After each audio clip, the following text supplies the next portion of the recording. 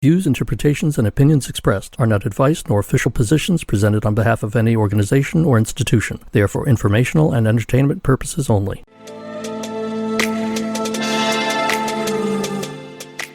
In this episode, Ryan shares more specifics of his theology and belief, the paradox of calling oneself a Christian in spite of misalignment with institutional doctrine, and his perspectives on salvation. Now join Ryan and Peter for the Tracking Wisdom podcast.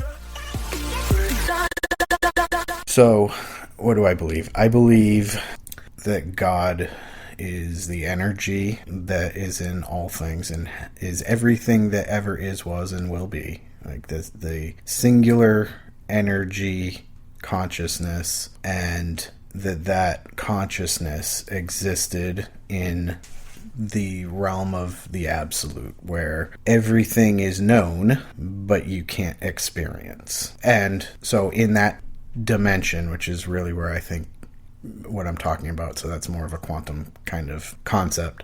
In that dimension, there is no time, because all things that have happened and ever will happen are already in existence at the single same point in time, and we can only experience that linearly in this third dimension. I believe that the consciousness that was itself and had all this knowledge but couldn't experience, recognized that in order to experience what is not must exist. So the energy divided itself to create this and that and what's in between. That those energies are individual and at the same time still made of the same stuff. So that's, God is in everything, including us, and we're created in the image and likeness of God. To me means that source energy that is the source of all things, and that it is that the only thing that truly exists is love, and its opposite is fear. And the reason that fear was created is not the right word, but it's the word that I think we use, so I'll continue to use it. But the reason fear was created was so that you could experience love, which is the true essence of who we are. And unless you can experience and know what is not, the relational aspect, the relative aspect of it, then you cannot experience it. You can know it, but you can't experience it. So in an effort for that being to experience itself as who it is, created offspring, and that then those offspring had sort of the same kind of revelation, where we have all this knowing, but we can't experience it. And what is this? So we choose to lower our vibrations and become solid beings.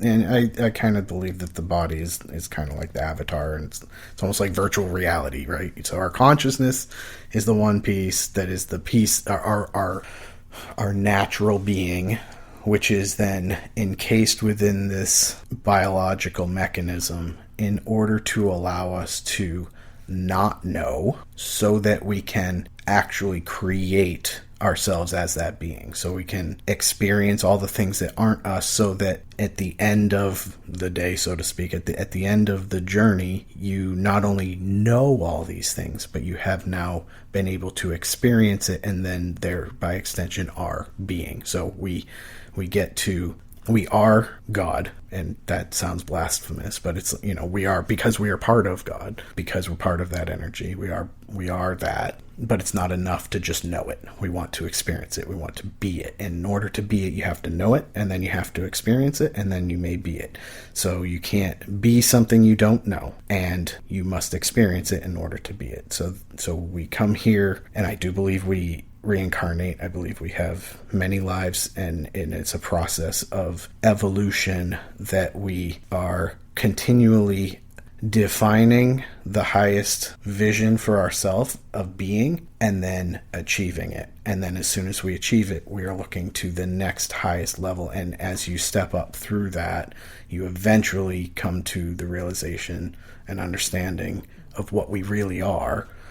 I believe in the oneness of everything, but it is because we all come from the same energy, and that energy is what is everything, and it's only in the vibrational frequency and stuff of that energy that all these other things kind of happen. And I think that it makes sense to me that so energy can't be created or destroyed. That's something we've come to accept. But why is that? And to me, it's because there is no time, and because everything that ever existed and can exist has already happened, is now, and we can only experience now. Past that's just a memory, and future is yet to come, but we experience in the now. That all the energy that ever could be created is already created. Like, there is no more energy to create. It's just transforming this energy.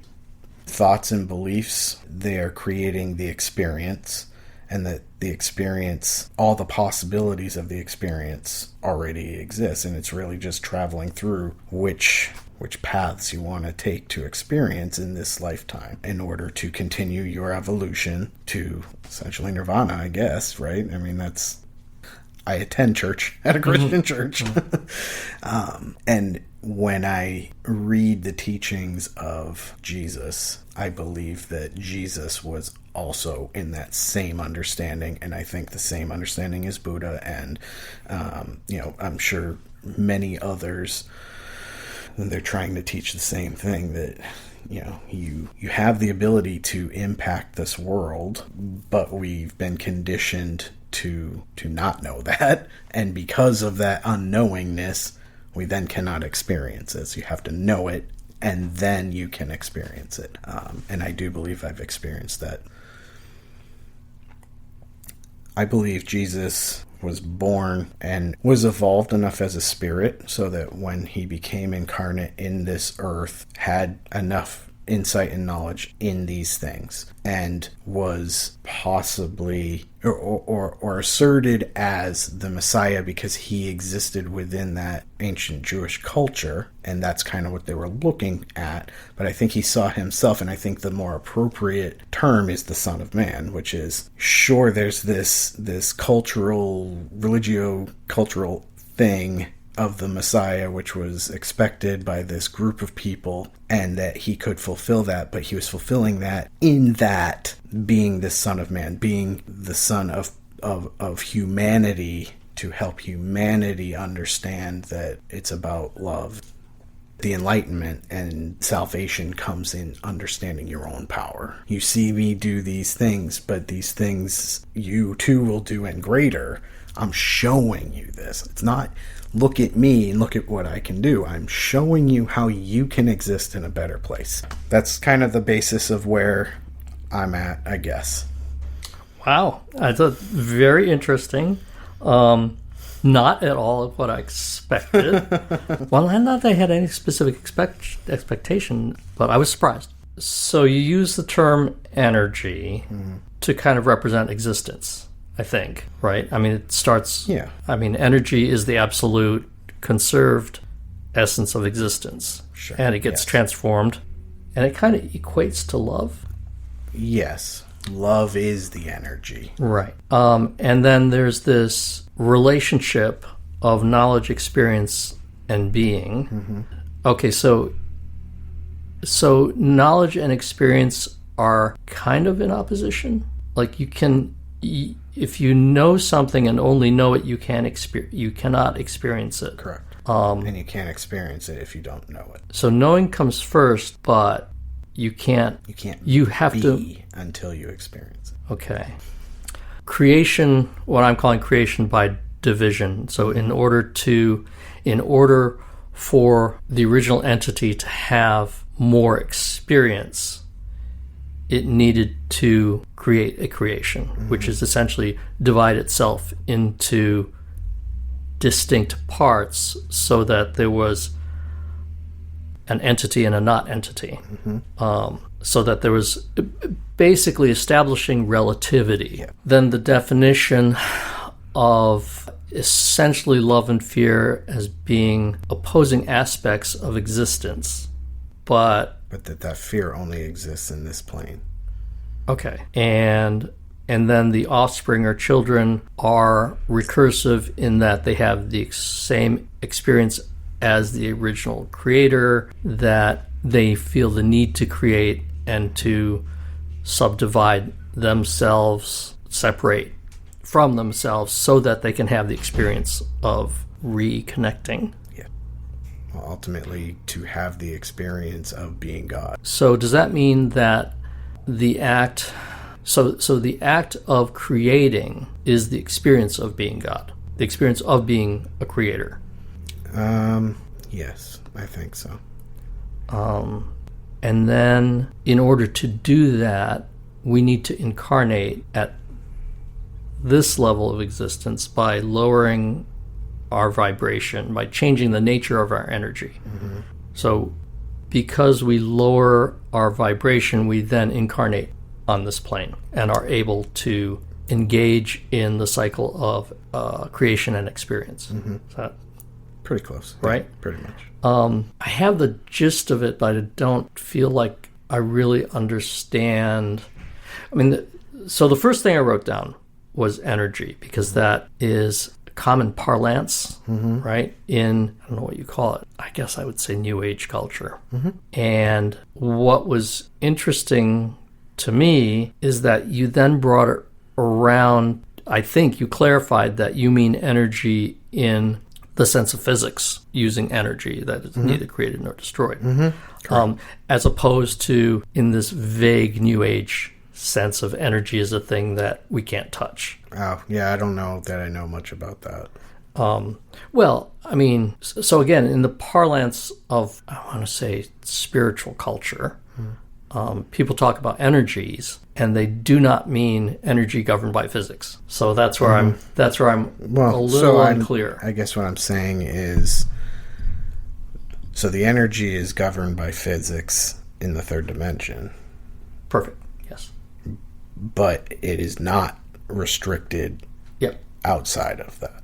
Okay. And the concept that it can't be created or destroyed, to me, is a third dimension physics rule. And the reason that rule exists is because there's no way for any other energy to be created, because everything that ever will be or has been created already is in existence. Okay. You already have as much Play-Doh as you can possibly have.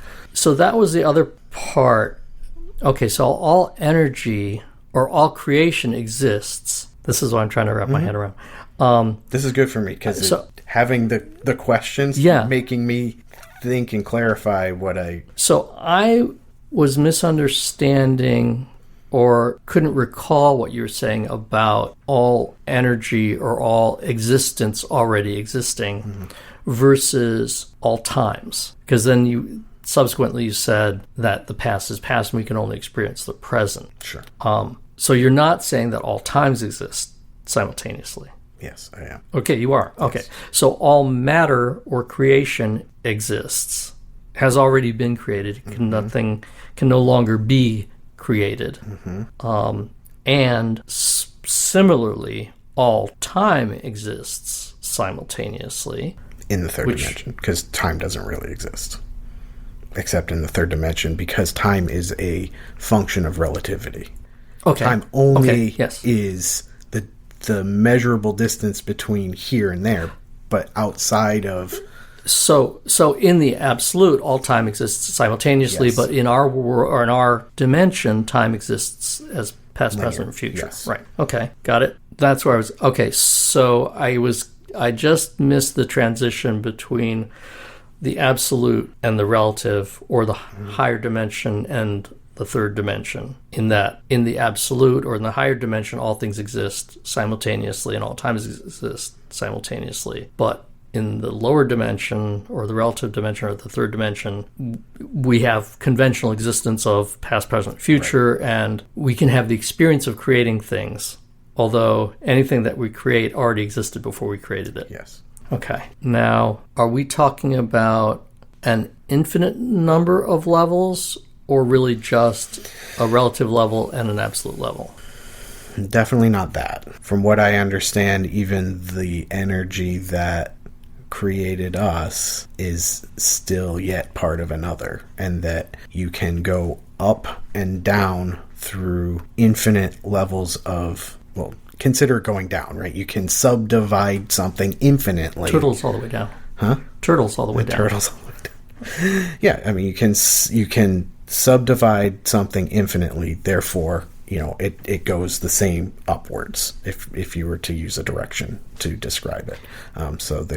And we are all still part of the same oneness. But to me, those existences, so I think this is also where people get bogged down, is this is the third dimension and that is the fourth dimension and that's the fifth dimension, that these are existing separate as destinations. Right. Where it's not that. The 11th dimension is here just like the third dimension Right, is it's here. just we're not experiencing it. We just aren't experiencing in that dimension. Okay. So this is interesting. It resonates with me on a number of points.